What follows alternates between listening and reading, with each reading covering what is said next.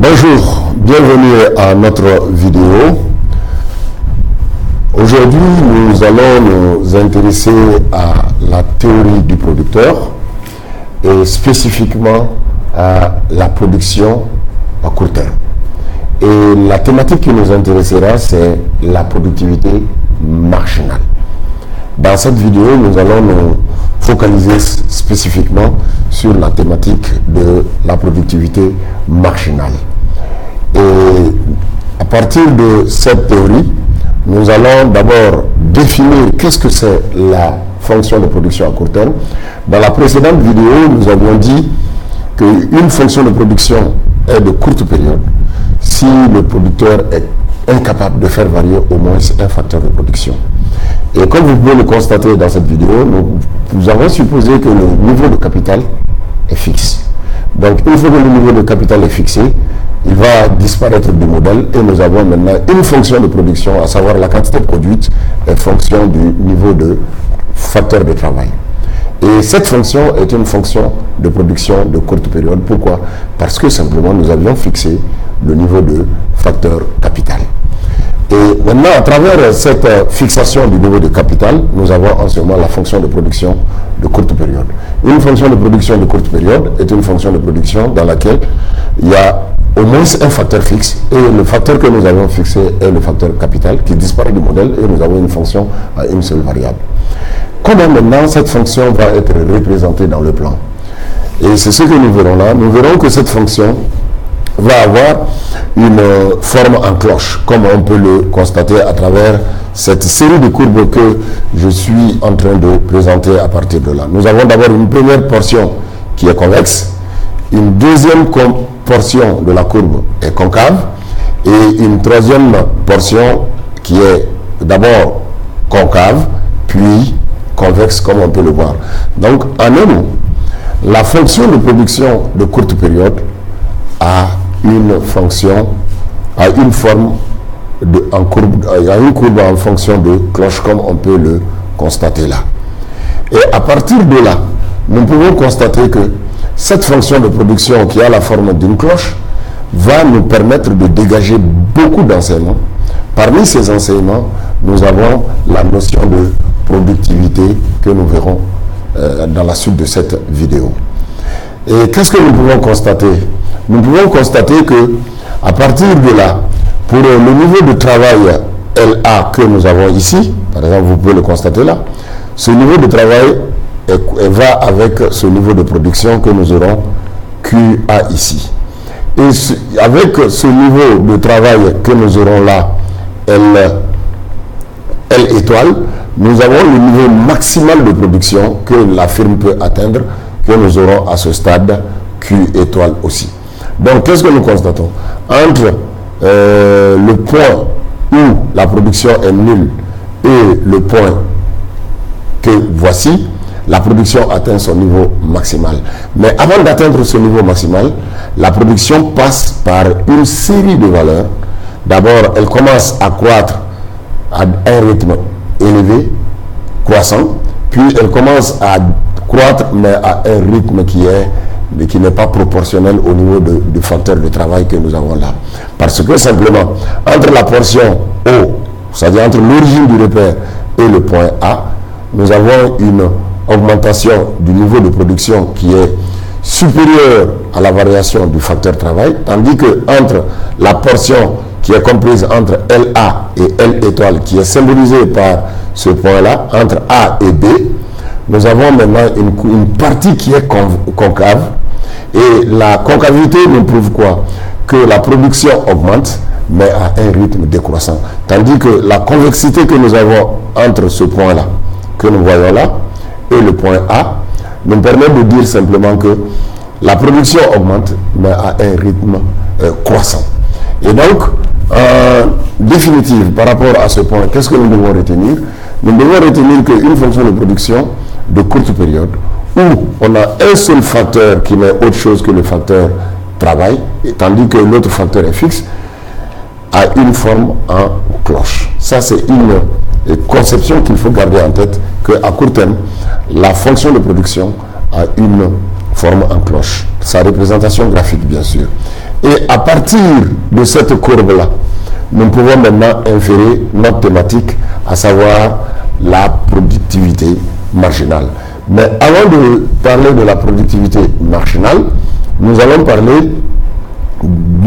définir d'abord le terme générique de productivité.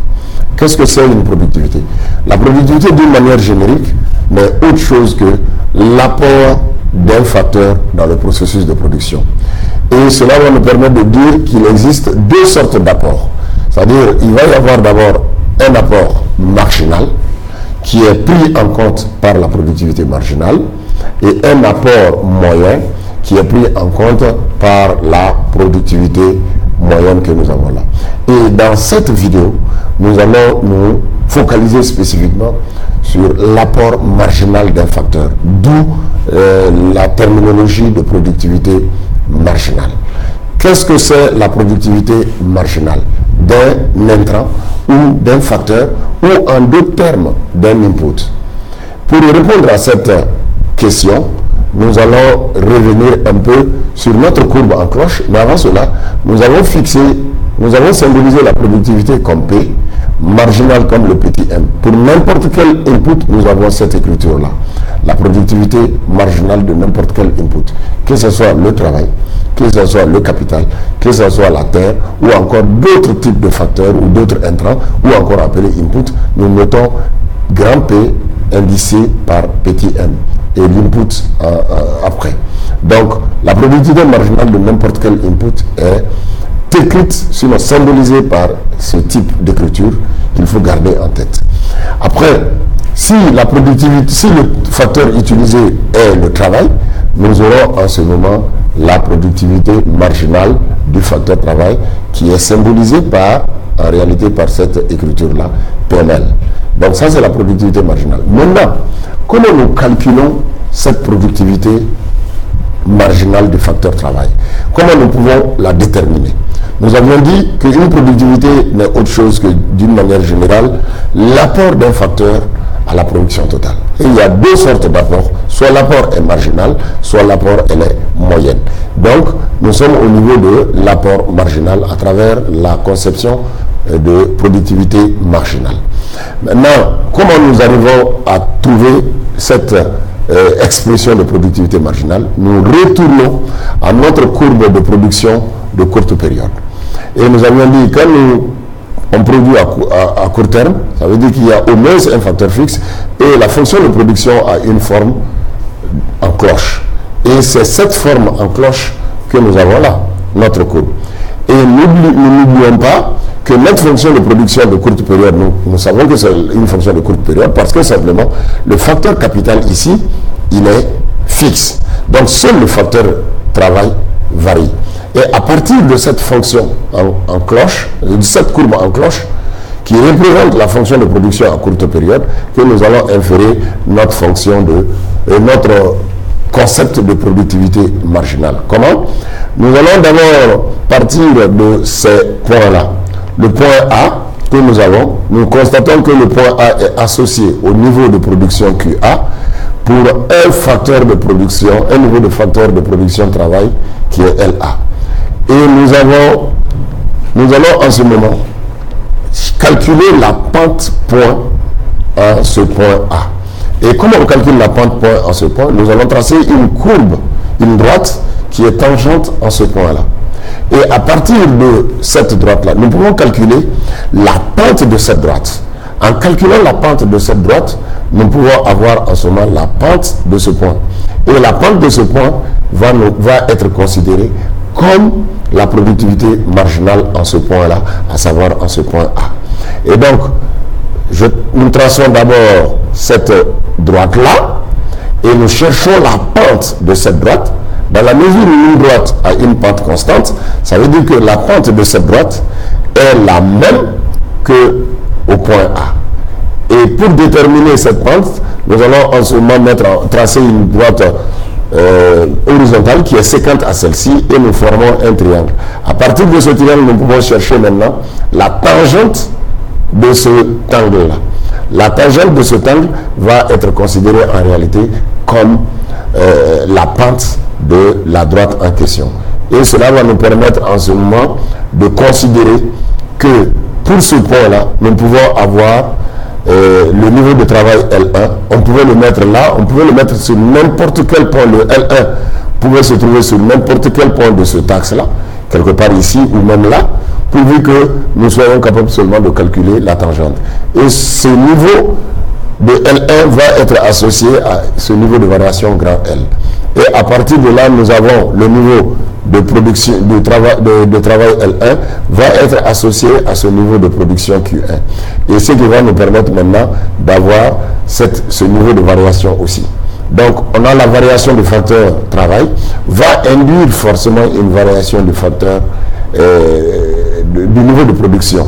Et ce niveau de production, cette variation va nous permettre maintenant de calculer la tangente parce que simplement, nous savons depuis les petites classes que la tangente n'est autre chose que le côté opposé sur le côté adjacent.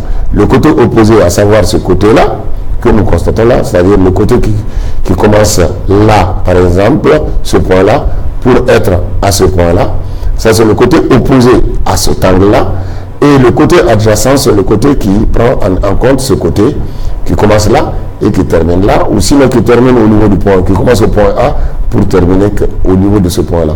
Donc nous avons cette variation-là que nous avons là. La variation, elle est là, la voici.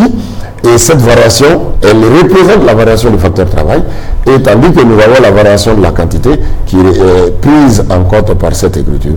Et donc la tangente va être ce côté sur ce côté. Et ce qui va nous permettre d'avoir en ce moment la productivité marginale du facteur travail. Donc la productivité marginale du facteur travail va être quoi?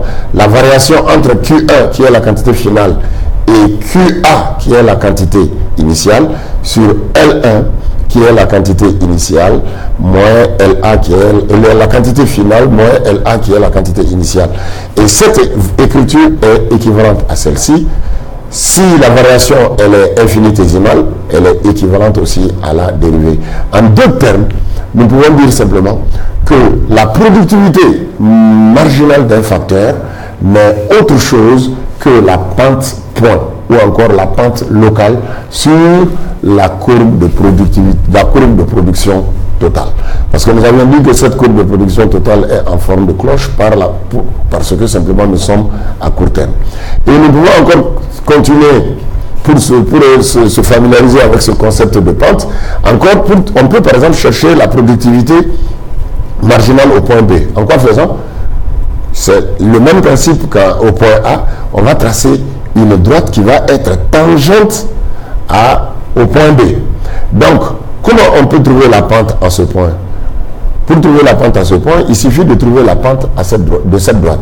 Dans la mesure où la pente d'une droite est constante, donc la pente de cette droite va être la même chose que la pente à ce point. Parce que simplement, ce point et la droite sont confondus en ce point-là, au point B. Donc la pente de notre droite va être la pente au point B. Et pour avoir la pente, il faut former un triangle. On forme le triangle et à partir de ce triangle, nous pouvons en ce moment avoir la productivité. Donc la productivité du facteur travail n'est autre chose que la variation de la quantité produite sur la variation du facteur travail. Et si cette variation est infinitésimale, il doit y avoir une égalité entre la dérivée de la fonction de production par rapport au facteur travail. Et cette dérivée-là, ou encore cette pente, n'est autre chose que la dérivée en ce point-là, ou encore la pente de la droite qui est tangente en ce point. Comme nous l'avons dit, la pente n'est autre chose que la pente point au point B. Ça veut dire quoi? Que pour ce point B, la pente de cette courbe est égale à la pente en ce point parce que simplement les deux points, c'est-à-dire la droite et le point B, sont tangentes en ce point. Donc une fois qu'on trouve la pente de ce point, on trouve en ce moment la pente en ce point aussi. La pente de cette droite, on trouve la pente en ce point. Et pour trouver la pente, il suffit de chercher ici la tangente de cet angle qui n'est autre chose que côté opposé sur le côté adjacent. Idem pour le point B, on cherche la tangente en ce point, côté opposé sur le côté adjacent, qui n'est autre chose que delta Q sur delta L, ce qui nous permet d'avoir la productivité marginale. Et si le facteur, l'input par exemple, le facteur en question est le facteur capital, en d'autres termes, nous fixons par exemple le facteur travail, mais nous faisons varier le facteur capital, nous allons trouver la pente point sur n'importe quel point de la courbe de production totale, qui est une courbe en cloche. Nous aurons en ce moment la même fonction que la productivité marginale du facteur capital, mais autre chose que la variation de capital, la variation d'abord de la quantité produite sur la variation du capital, ce qui nous donne delta Q sur delta K, ou encore la dérivée de la fonction de production à n'importe quel point de la courbe de production en fonction du capital. Et donc, cela va nous permettre maintenant de définir la productivité marginale. Nous pouvons dès à présent retenir que la productivité marginale n'est autre chose que l'apport de la variation d'un facteur sur la production totale. En disant autrement, nous pouvons retenir que la productivité marginale n'est autre chose que le supplément de production qui est généré par la production, qui est généré en termes de production par l'augmentation d'une unité supplémentaire du facteur. Si par exemple c'est le facteur travail, donc nous dirons que la productivité marginale du facteur travail n'est autre chose que l'apport en termes de production de l'augmentation d'une unité supplémentaire du facteur travail à la production totale. Si c'est le facteur capital, nous dirons que la productivité marginale du facteur capital n'est autre chose que l'apport d'une unité supplémentaire du facteur capital à la production totale. Donc cette productivité marginale, elle est calculée en calculant simplement, en cherchant à déterminer la valeur de la pente point. À n'importe quel point de la courbe de production, nous pouvons en ce moment trouver la productivité marginale. Et en ce moment, cette productivité marginale va nous permettre d'avoir ce que nous appelons la loi de la productivité marginale décroissante. Qu'est-ce que c'est la loi de la productivité marginale décroissante? Nous ne devons pas oublier que la productivité marginale est la pente point de la courbe de production totale à court terme, comme nous l'avons vu précédemment. Nous revenons à cette courbe de production totale. Nous constatons là que cette courbe de production, nous avions commencé à la tracer en scindant la courbe en plusieurs segments. D'abord, nous avons un premier segment convexe. Ce premier segment convexe veut dire quoi? Qu'au fur et à mesure que le niveau de facteur travail augmente, la production aussi va augmenter, mais à un rythme plus que proportionnel. Et après, il y a un segment qui est concave, cette fois-ci. Ce segment concave que nous avons là veut dire quoi? Veut dire qu'au fur et à mesure que le facteur travail augmente, la production va augmenter, mais à un rythme décroissant. Et jusqu'à atteindre un pic. Et à partir de ce pic, nous avons encore un autre segment concave. Mais cette fois-ci, ce segment concave nous permet de dire quoi? Que la production va augmenter, mais l'augmentation va être en ce moment, l'impact va être négatif. L'apport de chaque facteur sur ce segment-là va être négatif, mais à un rythme moindre que, par exemple, sur ce segment convexe-là. Donc, pour ce résumé, nous avons d'abord, en termes de courbe de production en cloche, nous avons d'abord un premier segment sur lequel la courbe est convexe. Donc, ça veut dire que la production croît plus vite que l'augmentation du facteur de production. Et un second segment que nous aurons à partir de ce point A là pour atteindre le point B. Et entre A et B, la courbe elle est convexe, comme on peut la partie de la courbe elle est convexe, comme on peut le constater. Ça veut dire que toute augmentation qui va se faire à partir de LA va induire une augmentation de la quantité produite, mais à un rythme décroissant. Et c'est ce que nous constatons entre LA et LB, ce qui est traduit par cette concavité-là. Et au-delà de B, où la production atteint son maximum, une fois qu'on augmente le niveau de production, par exemple, on va, en atteignant par exemple le point C, en augmentant le facteur L pour atteindre LC, entre LB et LC, la courbe est concave, jusqu'à ce point d'ailleurs, mais cette concavité va en ce moment provoquer des destructions de production. Ça veut dire que le segment va avoir des pentes négatives sur tout le long en pointillé. Donc ce qui veut dire quoi?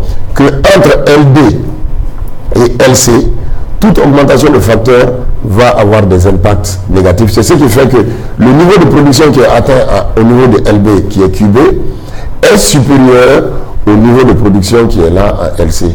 Donc on constate que le facteur travail a augmenté, mais le niveau de production a baissé. Et si on continue, par exemple, on vient jusqu'au point D, qu'est-ce qu'on constate? Avec LD, on a un niveau de travail très élevé, mais le niveau de production qui lui est associé, qui est QD ici, est très faible, alors que le niveau de facteur de production a augmenté. Donc c'est ce principe que nous appelons en réalité en économie la loi de la productivité marginale décroissante. Que veut dire ce principe-là? Ce principe veut dire simplement que au fur et à mesure qu'un facteur de production augmente à court terme, ça veut dire que l'autre facteur étant fixe, pour un départ, l'augmentation de facteur peut induire une augmentation plus que proportionnelle de la production. Mais une fois qu'on atteint un certain seuil, un certain niveau, comme le point A, toute augmentation de la production va induire quoi? Une baisse du niveau de production jusqu'à atteindre, va d'abord induire une augmentation moins que proportionnelle jusqu'à atteindre un point B, ou un point maximal, que nous avons ici le point B. Au-delà de ce point, avec LB qui est associé à QB, au-delà de ce point, toute augmentation du facteur va induire quoi? Va constituer une diminution du niveau de production. Et c'est ce que nous appelons la loi de productivité marginale décroissante. Elle stipule quoi? Que pour un départ, dans le processus de production d'une firme, toute augmentation de facteur peut d'abord entraîner une augmentation de la quantité produite jusqu'à un certain niveau. Et au-delà de ce niveau de production, toute autre augmentation de facteur va induire une baisse de productivité de la production totale. Et c'est cette loi que nous appelons la loi de la productivité marginale décroissante. C'est ce qui nous permet en ce moment d'arriver à cette conclusion, que toute augmentation du facteur pour un départ va induire une augmentation de la quantité produite jusqu'à un certain niveau, que nous avons ici le niveau B, le point B, et au-delà de ce point, de ce niveau de travail, tout autre recrutement de travailleurs ou toute autre augmentation du volume horaire de travail va commencer à détruire la production jusqu'à atteindre par exemple le niveau 0 qui va être avec LC. Et c'est ce principe que les économistes appellent quotidiennement, au jour le jour, la loi de la productivité marginale décroissante. C'est sur ces thèmes que nous refermons notre vidéo. On se donne rendez-vous pour une nouvelle vidéo. D'ici là, portez-vous bien.